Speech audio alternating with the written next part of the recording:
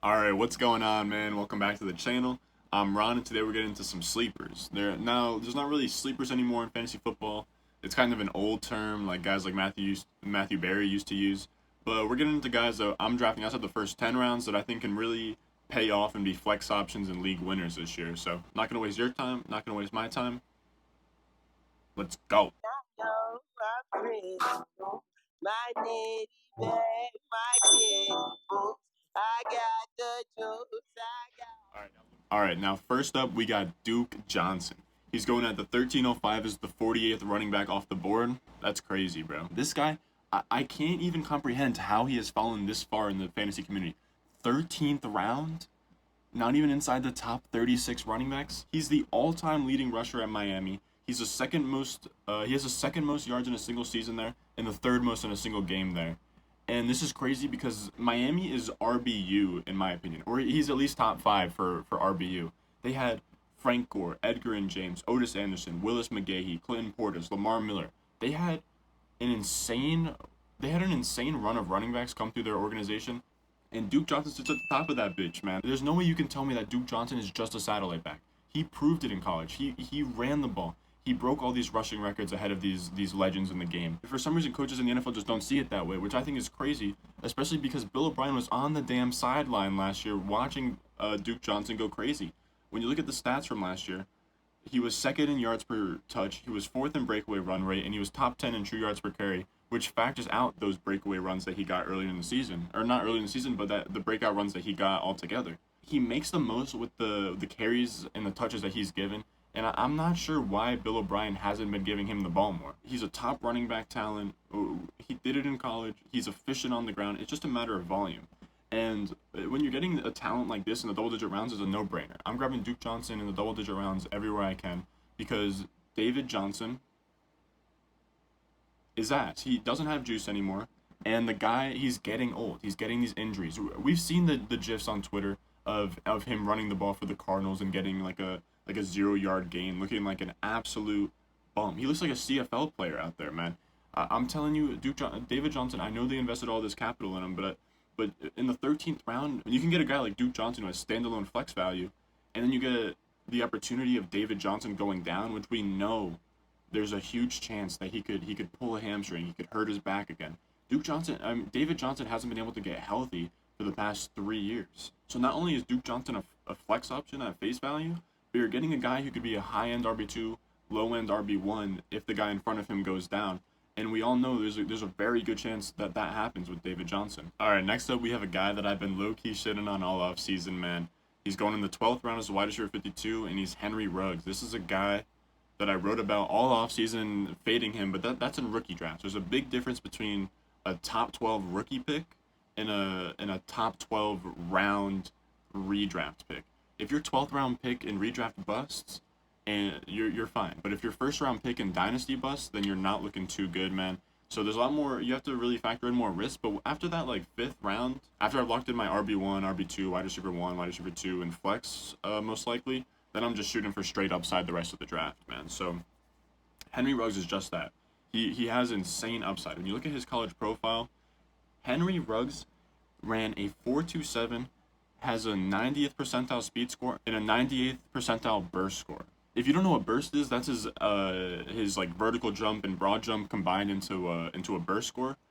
And I don't know if you guys have seen it, but this man can dunk a basketball like Vince Carter, bro. He is insane. He can jump out the gym. That's a great wide receiver that you want. A guy that's bursty, a guy that's dude. Henry Ruggs is blazing fast, and he was drafted 12th overall. If you get picked 12th overall as a wide receiver in the NFL, you're probably going to get a good amount of looks in your first year. He might be seeing anywhere from 80 to 110 targets in his first season. This guy he has the highest ceiling among all rookie receivers. Henry Ruggs could be a Tyreek Hill, Randy Moss level talent, but he could also literally just be Kevin White. Nobody knows. And this is a guy that at the 12th pick, it doesn't matter if he's the next Kevin White because it won't bust your team when we're shooting for upside in these rounds. Now you pair his high ceiling with the lack of target competition in Las Vegas, and I love the chance of him becoming a real threat in year one as a fantasy wide receiver. With Tyrell Williams and Hunter Renfro as his only competition, I love Hunter Renfrow, but he is not a wide receiver 1 or wide receiver 2 type guy. There's really nobody there to challenge Henry Ruggs for any kind of snaps, and I think Henry Ruggs starts in 2 wide receiver sets on day 1. I think that he is the wide receiver 1 in that offense, and this is why. Let me leave you with this quote from Mike Mayock. He said earlier this offseason, when you get a guy like Ruggs, not only are you getting a vertical threat, the deep overs and the post routes, you're also getting those manufactured touches, the horizontal ones, the jet sweeps, the bubble screens. So this seems like he's not just going to be a deep threat Deshaun Jackson type guy. He's going to be used in screens, bubble screens, jet sweeps, all kinds of stuff in and around the line of scrimmage. So they're going to find ways to get him the ball, and he doesn't need it too many times to get it to the house. All right, next up we have Damien Harris going as the 1801 as the RB62 in redraft. Now, an old saying in fantasy football is take the cheapest running back in the Patriots backfield. I know Damian Williams is only given 4 carries in his rookie year, but let's take a step back a little bit and let's look at what this guy did in college, man. He was a 3rd round pick. He's a 77th percentile burst scorer. He had a 6.6 yards per carry in college, and he had a season with over 20 catches in college. That wasn't his breakout season or his last season in college, but he did have a year with 20 catches in college. And he's been out-touching Josh Jacobs each of their last 3 seasons. And Josh Jacobs, we know he's a stud. So Damien Harris is a good player that has just been stuck in this Patriot system. And Bill Belichick, if he gets a draft pick in the 3rd round, like a running back, they're not going to get a lot of opportunity to play on year 1 because he always has those guys like Rex Burkhead and Brandon Bolden. Now, Damien Harris profiles as a do-it-all satellite back. There's nothing he can't do, man. And especially when you have, Sony Michel, straight ass, bona fide scrub. Sony Michel, he proved to us that he's cheeks. That it's not gonna happen for Sony Michel. So I think Bill Belichick is gonna know that Sony Michel always has some kind of knee injury. I guarantee right now he's got some kind of fluid building up in one of his 2 knees. The guy is going to miss some fucking games this year. So we gotta bank on that upside in the 18th round with Damien Harris. A guy who has a do-it-all skill set, could be a bell cow in that offense. We've seen bums like fucking LeGarrette Blount. There's nothing Damien Harris could do this year that wouldn't surprise me. If he was a top 24 running back, I wouldn't even be surprised. There's always a random Patriots running back coming out of the works and producing in fantasy. On top of that, the Patriots have the 7th best O-line, and when you have Cam Newton, who's freezing linebackers with his read options and being a threat out of the backfield, Damien Harris only needs so many touches to be fantasy relevant. All right, as his last little bonus one, I'm going to talk about Antonio Brown, and I'm going to keep it short and sweet. He's going as the 1805 as the wide receiver 73 off the boards, and we know the guy's a fucking clown. We know Antonio Brown is super unpredictable, a diva like I've never seen before, but I don't even have to break down his talent profile and go into Player Profiler. The guy is a Hall of Famer. He is one of the greatest wide receivers of all time.